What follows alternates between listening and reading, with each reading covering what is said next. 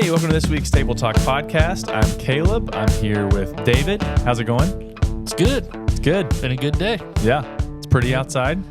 Yep. It's trying to For be. the time being. Yeah, it's trying to be. It's gone back and forth a little bit. Yeah. Yep. Just a short reprieve from the 2 weeks of rain we're supposed to be having. So. Yeah, just disgusting. Yeah. Weather at times over the weekend. Yeah. Perfect for camping, which is exactly what we're going to be doing. Perfect for camping. Yes. Here at the end of our family's doing at the end of this weekend. Yeah. So. Maybe it'll be okay. Yeah. It'll be great. Yeah. And if not, memories. Just go camp in the rain. It's all right. We have a DVD player in the camper. There you go. That'll work too. Nothing like watching movies at a campground. So that's all right. Yeah. No, it'll be even if it was raining, put the thing down, whatever that is. The, little awning. Awning. Yeah. And listen to the rain, watch the rain. So it'll be good. I'm excited about it. You doing okay? Yeah, I am. A bit tired. Big weekend. Sore.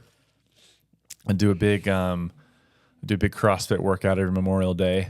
And so I did that Monday, and that has wrecked me. I'm still pretty sore from that. It was a good weekend. Went and saw the Savannah Bananas on Saturday at Neyland, and that was fun. Played music Friday night, so it was a lot going on. Indubitably, yeah. Indubitably was a lot going on. Yeah. It was fun. It's a good weekend. Well, good. I had a good weekend. I have a really big several weeks coming up with. We've got the young adults. I'm preaching Sunday. Then young adults camp.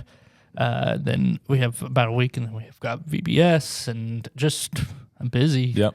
Busy couple weeks, and but I'm really looking forward to. I'm looking forward to Sunday. I worked yesterday a lot on my sermon, and I'm excited about it. This has been it's a good series to go through, and for I think I've had several people say they've really enjoyed it. And it's taken some of the anxiety of reading through Revelation. That's great.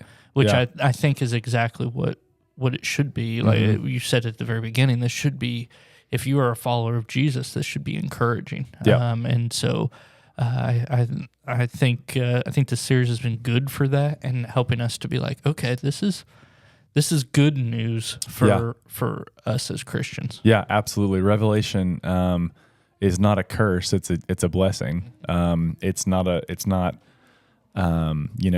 something harsh. It's a gift. Like it's a gift given to us. And it was a gift given to those 7 churches that were facing pressure to assimilate and pressure to conform to the empire, which John paints as the manifestation of the dragon and his beast. Like there's this pressure and their lives are in danger if they don't. And so there's threat and there's danger and there's pressure. And Revelation was written to them as encouragement to stand firm, to endure, to resist, to be disciples who lived the way of the Lamb in the kingdom of the dragon. So, just as it was encouragement for them, it is for us too. And I think when we're able to come at Revelation that way and understand why it was written to encourage and to give hope and give peace. It should just take some of the weight off of us that maybe we've carried around with it for too long. Yeah, and just the fear of the unknown of it, and just talking about it helps with that. Like, man, what does this mean? And we haven't even gotten into some of the weirder stuff, but I think people will even feel this way as they're working their way through that, and so comforting. And you talked about this at the end of your sermon, just the idea that Jesus is here, He's among us, and I'll be talking a little bit about that and things too. But just that idea of, man, Jesus is here, He's among our church, that we talked about last week, how that should change our expectations and things like that. But also it should be a comfort to us to know that He's in the midst of our church, and He's the King, He's the ruler, He's the Lamb that's on the throne. And that should be good news for us. Absolutely. I mean, I think it changes it should accomplish what he tells John. The first words out of Jesus' mouth in Revelation are to not be afraid. And that should be the effect for us. When we know that Jesus is among us, that he stands among us, that the imagery that we receive, that John receives in his vision is Jesus. He said, standing among the lampstands was one like a son of man. And if you read back through chapter 1, Jesus tells us that the 7 lampstands represent the 7 churches. There's this image that where do we find Jesus? Where is Jesus active? Where is he moving? What is he among? Who is he among? Well, Revelation chapter 1 would tell us Jesus is among his people. He reigns in heaven. He sits at God's right hand. He is the Lamb on the throne, but yet he is with his people. He's with us. He's among us. And so that's just such an encouragement and should be such a comfort for us to know that no matter what we face, no matter what we're going through, no matter what we're having to endure or resist or whatever, Jesus is with us. He's not let us go. He's not forsaken us. And that's true as individuals, and it's true as, for us as a church too. He is among his people. Mm-hmm. And I think that should just be so comforting and so life-giving to us when we can realize that. Yeah. It describes Jesus as the faithful witness. And again, good imagery. I mean, this whole thing is like, once you actually dig into it, but the Jesus as a faithful witness, what does that mean for us and our peace? Yeah, I mean, the Greek word there is martus, so it's faithful martyr is a pretty good translation of it. If you want to get super literal, and so for them, I mean, I think they could understand that and read that to be Jesus is the one who has gone before them in all things. So Jesus has, they're facing pressure to conform, to assimilate, to denounce the ways of the kingdom, or face death potentially. Well, Jesus has already done that. Jesus was put on trial. He was arrested. He was beaten. He was tortured. He could have denounced the ways of the kingdom, right? He could have pulled himself off the cross. He could have done whatever he wanted to. And yet he still endures death. He still goes to the cross. He still dies at the hands of the empire. So that language of faithful witnesses, faithful martyr, he has gone before. He is our example. And I love how that builds on itself, where it goes, he's the faithful witness, but he's also the firstborn of the dead. He's the ruler of the kings of the earth. Like, we follow him in death so we can follow him in life. That was super encouraging for them at the time. But for us, I think it's just important to know, and to keep in mind, Jesus has endured suffering. Jesus has endured hurt. Jesus, yes, he died, he was killed, but also we read in Hebrews that he was tempted in every way just so we are without sin. He has faithfully witnessed. He has faithfully given his life in all ways for us and has gone before us. And so when we face struggle, when we face suffering, when we face discomfort, when we face temptation, or when we face a lure to sin, we can look to Jesus as a faithful witness and go, he has gone before. He has endured. He has suffered for us, for me, on my behalf, and he still lives. He was the one who is dead and now lives forever and ever, he says of himself. So he goes before us, and that's, again, just comfort to know that he has gone, he is present now, he's with us. Yeah, when you think about anxiety and pressure and those type of things in our lives, a lot of that, at least for me, comes from not knowing something or feeling like, well, I don't know even how to handle this, or I don't even know the direction I should go for this. And to be able to say, Jesus has done this and done it perfectly. This is the roadmap. There is not much more, there's not things much more anxiety ridden than riding with somebody and not knowing where you're actually going. Yeah. It's they're nervous, you're nervous, you don't know where you're going. Yeah, we have people all over this world and throughout history who have been living their lives in this rudderless ship without having some kind of roadmap, without having some way of knowing what way they should be going. And it makes me think of people crossing the United States. It's they had no idea where they didn't know how to get to the other side. They didn't know it was going to be over there.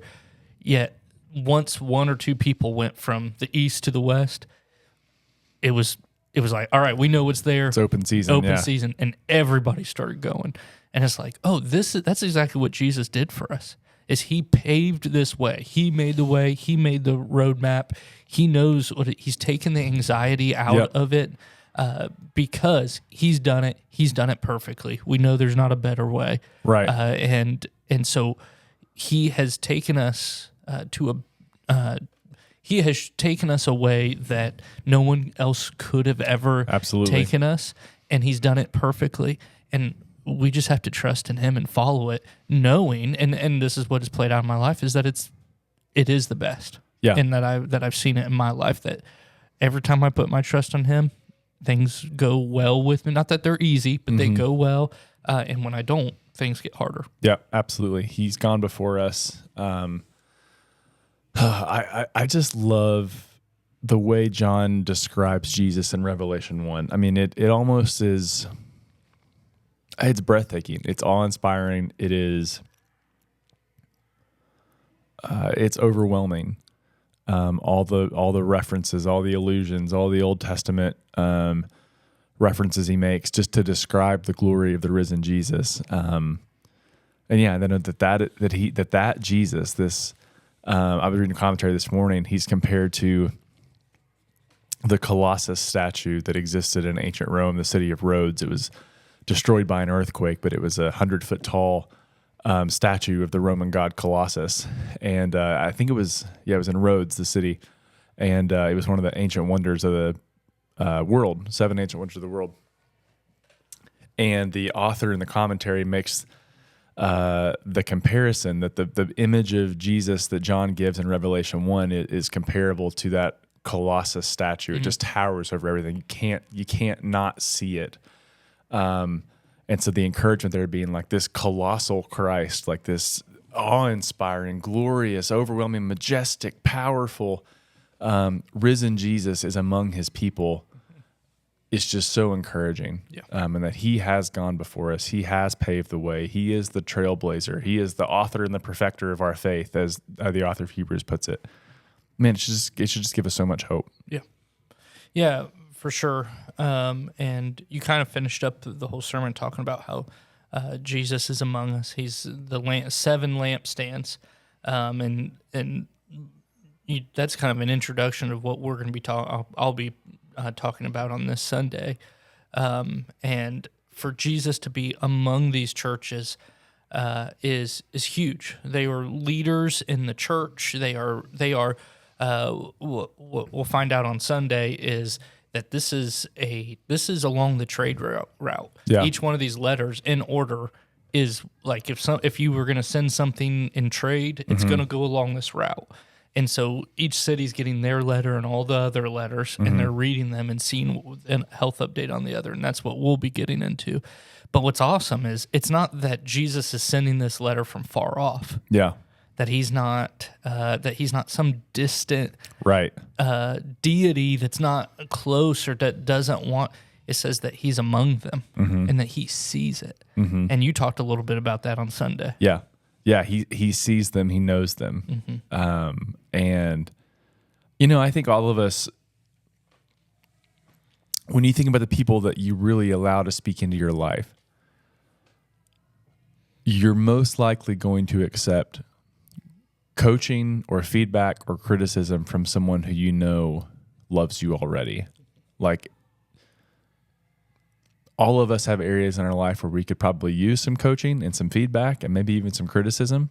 But in order for us to receive that well, it typically has to come from someone who has already showed us, hey, I love you and I'm sharing this with you because I love you. Yeah. That is who Jesus is. He's not coming at them from some faraway place and showing up and pointing a finger and saying, blah, blah, you this, you that, you don't, you always, you whatever. He is with them. He affirms them. He encourages them, and then he challenges them. And I think that's a really good practice for us when we either welcome feedback or we try to share it with someone. But also, it's important for us to be open to the fact that Jesus probably has some things to say to us too. there are probably things in my life, in your life, where he would go, hey, keep it up. Good job. Way to go. Yeah. And there are probably some things where he'd go, but this one thing I have against you, or these 40 things I have against you, right? Whatever.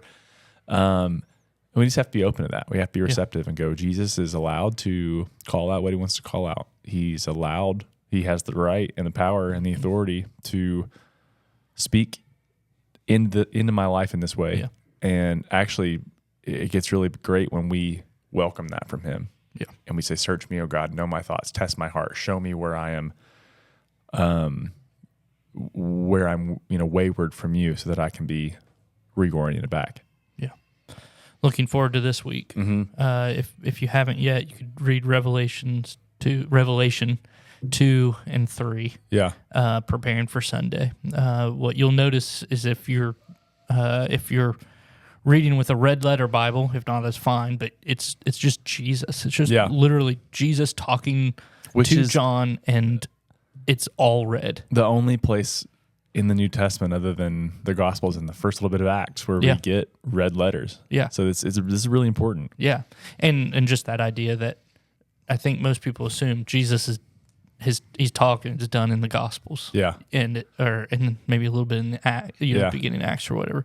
But like kind of done there. It's like, no, he still has things to say, and he has things to say about the church and about us, and it's been really good for me, and it's been challenging.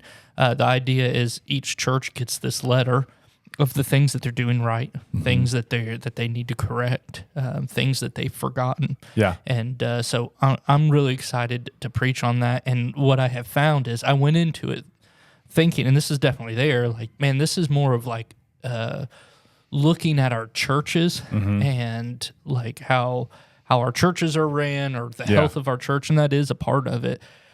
But man, it's hit me personally. Yeah, and that's probably because churches start with people are as individuals, and so I've been checking my heart with these things, and there are things that I go, I've got to make sure. I know that I'm weak in this point. I have to make sure that I'm working on that. So I'm excited to be able to speak into that a little bit on Sunday. Yeah, I'm excited too. It's gonna be really good. I hope you hang in there with us for this series. I've really enjoyed it so far. To be honest, I'm kind of excited to have a little bit of a break.